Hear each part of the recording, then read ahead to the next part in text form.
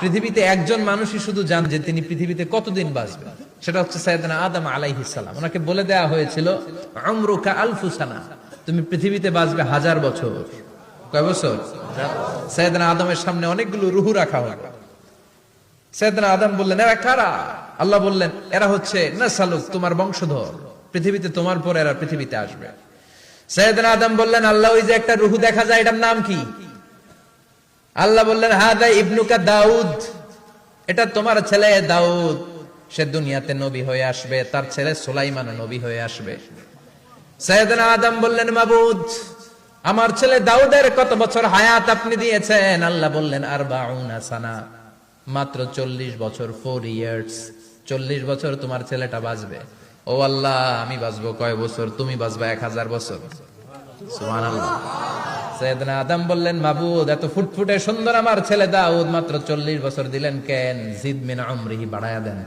কি করেন? সুপারিশ করতেছে পোলার লাইগা কে? বাবা। আল্লাহ আপনি বাড়ায়া দেন। আল্লাহকে বাড়ানো যাবে না, লেখা হয়ে গেছে। রুফিআতিল আকলাম ওয়া জাফফাতিস সুহুফ, কলম তুলে নেওয়া হয়েছে আর কালি শুকায় গেছে, আর কিছু করা যাবে? সাইয়েদনা আদম বললেন, মাবুদ, আমার 1000 বছর কেন দিলেন? আমার এই সুন্দর ফুটফুটে ছেলেটারে মাত্র শুধুমাত্র 40 বছর কেন দিলেন? ও মাবুদ, আমার 1000 বছরের দরকার নাই, আমার 1000 বছর থেকে 60 বছর আমি আমার ছেলেরে দিয়ে দিলাম। দাউদ আলাইহিস সালাম বাঁচবে 40 বছর, তো বাপ আদম যদি আরো 60 দেয়, 40 আর 60 মিলে কত হয়? 100। ভালো হিসাব বোঝেন, 100। আর আদম আলাইহিস সালাম পেয়েছিলেন 1000 বছর, 60 কমে গেলে রইল কত? 940 বছর পৃথিবীতে থাকার পরে মালাকুল মাউত চলে এসেছে। কারণ এটা on time, the death will come on time, it never late, কখনো দেরি হয় না। আল্লাহ বললেন, লিকুল্লি উম্মাতিন আজালুন ফাইদা জাআ আজালুহুম লা ইস্তাখিরুনা সাআতান ওয়া লা ইস্তাকদিমুন। মৃত্যুর একটা নির্ধারিত সময় আমি বেঁধে দিয়েছি, অন টাইম, অন টাইমেই চলে আসে, 1 সেকেন্ড আগেও আসবে না, 1 সেকেন্ড পরেও আসবে না। 940 বছর বয়সে মালাকুল মাউত এসে হাজির, এসে বলল, জিইতু আন আকবাদা রূহাক, রূহ কবজ করতে আসছি। আদম আলাইহিস সালাম বললেন, রূহ কবজ করতে আসছো মানে? আমি বাঁচবো তো 1000 বছর।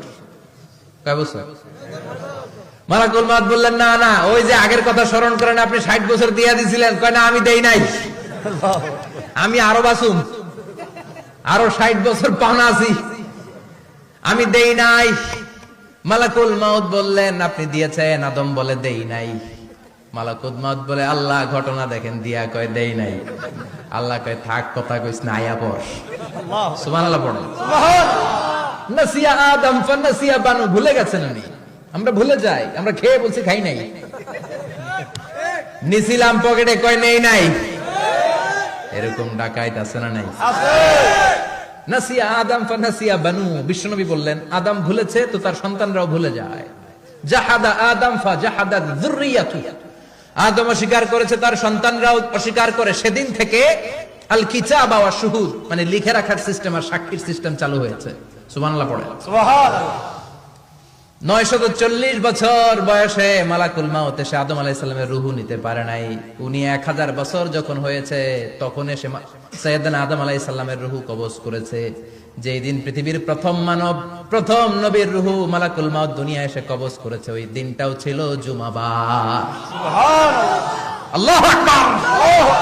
আবার বিশ্বনবী বললেন, লা তাকুমুস সাআহ ইল্লা ফি ইয়াউমিল জুমআহ ইযা যুলজিলাতিল আরদু জিলজালাহা ওয়া আখরাজাতিল আরদু আসকালাহা ইযা রুজ্জাতিল আরদু রাজ্জান ওয়া বুসাতিল জিবালু বাসসা। কিয়ামতের দিন পৃথিবীটাকে একটা প্রকম্পন দিয়ে কাঁপিয়ে দিবে কে? আল্লাহ। মারাত্মক একটা ঝাঁকুনি দিবে আল্লাহ, পুরো পৃথিবীটা কেঁপে ভেঙে চুরে খান খান হয়ে যাবে। এই ঝাঁকুনি আর আর্থকোয়েক, ভূমিকম্প এর ঘটনাটা যেদিন ঘটবে ওই দিনটাও হচ্ছে জুমার দিন। চিৎকার করে পড়েন সুবহানাল্লাহ। তার মানে আদম সৃষ্টি হলো জুমার দিনে, দুনিয়ায় নামিয়ে দেয়া হলো জুমার দিনে, তওবা কবুল করে নেওয়া হলো জুমার দিনে, রূহ কবজ করা হলো জুমার দিনে, আবার কিয়ামত সংগঠিত হবে জুমার দিনে। পড়েন সুবহানাল্লাহ। আবার বিশ্বনবী বললেন, আর রমাদান ইলা রমাদান, এক রমজান থেকে আরেক রমজানের মাঝখানে যত গুনাহ হয় মাফ করে কে? আল্লাহ। তারপরে বিশ্বনবী বললেন আল উমরাতু ইলাল উমরাহ, কেউ যদি একবার উমরা করে পরে আবার করলে 2 উমরার মাঝখানে গুনাহগুলো মাফ করে দেয় কে? আল্লাহ। আবার বিশ্বনবী বললেন আল জুমআতু ইলাল জুমআ কাফফারাতুন লিমা বাইনাহুমা, এক জুমার পর থেকে সামনের জুমা আসা পর্যন্ত যে সগীরা গুনাহগুলো হয় সবগুলো সগীরা গুনাহ মাফ করে দেয় কে? রজব শাবানে বরকতে দাও, রমজান মাসে গুনাহ ঝড়াও, সপ্তাহ জুড়ে তুমি বরকতে দাও, জুমার দিনেতে গুনাহ ঝড়াও, রজব শাবানে বরকতে দাও, রমজান মাসে গুনাহ ঝড়াও। ঠিক কি না? তার মানে জুমার দিন গুনাহ মাফের দিন। সারা সপ্তাহে ভুল ত্রুটি অন্যায় যা করলাম জুমার নামাজের বদৌলতে সব গুনাহ মাফ করে দেয় কে? আল্লাহ। এই দামি দিনটাকে আল্লাহ ইহুদিদের দিতে চেয়েছিলেন, পায় নাই। আলহামদুলিল্লাহ কবেন না? আলহামদুলিল্লাহ। ইখতিলাফু, তারা ইখতিলাফ করে হারাইছে এটা। এই দামি দিনটা রব্বুল আলামিন নাসারাদেরকে দিতে চেয়েছিলেন, ফাখতালাফু, ওরাও ইখতিলাফ করে হারাইছে। এজন্য ইখতিলাফ ভালো জিনিস না খারাপ জিনিস? মারামারি ভালো জিনিস না খারাপ জিনিস? আর ঐক্য করা ভালো জিনিস না খারাপ জিনিস? ঐক্য করতে রাজি আছেন? ইহুদিদেরকে আল্লাহ দিতে চাইলেন, ইখতিলাফ করে হারাইছে। নাসারারাও হারাইছে। ফাজা আল্লাহু বিনা ফাহাদানা বিহাদাদ দ্বীন, রব্বুল আলামিন এই দিনটা আমাদেরকে দিলেন, আমরা ইখতিলাফ করি নাই, বিশ্বনবীর হাতে হাত রেখে ঐক্য করে ঘোষণা দিয়েছি জুমার দিন আমাদের সাপ্তাহিক দিন। সুবহানাল্লাহ।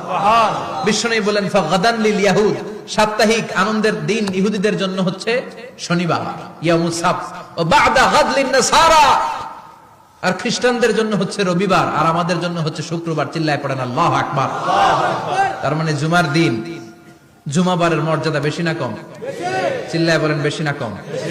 জুমার দিন সকালবেলা ফজরের নামাজের পর থেকে ফেরেশতারা যতগুলো মসজিদে জুমা অনুষ্ঠিত হয় ওই মসজিদে ঢোকার প্রতিটা দরজার মধ্যে দাঁড়িয়ে থাকে। কারা কারা আগে আগে জুমার নামাজ পড়ার জন্য মসজিদে যায়, প্রত্যেকের নামগুলো একটা জান্নাতের রেজিস্ট্রি খাতার মধ্যে তুলে নেয়। সুবহানাল্লাহ। এই নামগুলো স্পেশালি আল্লাহর কাছে পাঠানোর জন্য। সুবহানাল্লাহ কইবেন না? সুবহানাল্লাহ। ডানে বায়ে সামনে পেছনে যতগুলো দরজা, প্রতিটা দরজায় ফেরেশতারা বসে থাকে। কে আগে আসলো নাম তুলে দেয়। তুলতে তুলতে তুলতে তুলতে খতিব সাহেব যখন খুতবা দেওয়ার জন্য মিম্বারে যেয়ে বসে যায়, ফেরেশতারা তাদের খাতা বন্ধ করে তারাও খতিব সাহেবের সামনে জুমার খুতবা শোনার জন্য বসে যায়। পড়েন সুবহানাল্লাহ।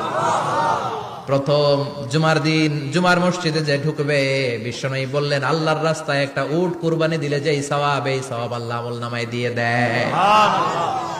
দ্বিতীয় পর্যায়ে যে ঢুকে, বিশ্বনবী বললেন বাকারা, গরু কুরবানির সওয়াব পায়। 3 নম্বরে যে ঢুকবে, বিশ্বনবী বললেন কাবসা, হাদিসের ভাষায় এসেছে আল কাবাস, কাবাস মানে হলো বকরি, বকরি কুরবানির সওয়াব। 4 নম্বরে যে ঢুকবে তার হচ্ছে দাজাজা, দাজাজা মানে মুরগি। 5 নম্বরে যে ঢুকবে, বিশ্বনবী বললেন বাইদা, নোয়াখালীরা কয় বয়দা, আমরা কই আন্ডা, কুমিল্লায় কই ডিম। আছে না নাই? এক দেশের কত ভাষা, এক দেশের গালি আরেক দেশের বুলি। আমরা বলি ছেলে, কুষ্টিয়ায় বলে পুত্র, আরেক জায়গায় গেলে বলে হুত, আরেক জায়গায় গেলে বলে ফোয়া। আছে না নাই? এক এলাকায় বলে বেটা ছেলে, ছেলেদেরকে বেটা ছেলে, মরদ হওয়া, মরদ হওয়া হচ্ছে না, মরদ হওয়া হবে। আহা, কি ভাষার বৈশিষ্ট্য। তো যেটাতে আমরা বলি ডিম, কোথাও বলে আন্ডা, কোথাও বলে বয়দা। তো এই বয়দা আল্লাহর রাস্তায় দান করে দিলে যেই সওয়াব, পঞ্চম ব্যক্তি ওই সওয়াব পাবে। এই 5 জনের পরে আর লেখালেখি নাই, বাকিদেরটা নরমাল এন্ট্রি করে সব ফেরেশতারা খুতবা শোনার জন্য বসে যায়। সুবহানাল্লাহ। সুবহানাল্লাহ। তো জুমার দিনে আগে আগে যাবেন তো? ইনশাআল্লাহ। সবাই রাজি আছেন? ইনশাআল্লাহ। চিৎকার করে পড়েন ইনশাআল্লাহ। ইনশাআল্লাহ। আলহামদুলিল্লাহ, আমরা এই জুমার দিনটাকে রাষ্ট্রীয় ছুটির দিন হিসেবে পেয়েছি, পাইছি না? 1984 সালে হুসাইন মোহাম্মদ এরশাদ সাহেব এই ভালো কাজ করছিলেন। উনি সব করছে জীবনে, স্বৈরাচারীও করছে, ভালো কাজও করছে। ঠিক। তো খারাপটা আর আমরা না বলি, যেটা ভালো এটাই বলি। ঠিক। উনার কারণে আজ অবধি এই 84 থেকে আজ 34 বছর বাংলাদেশের রাষ্ট্রীয়ভাবে সাপ্তাহিক ছুটির দিন কোনটা? আলহামদুলিল্লাহ কইবেন না?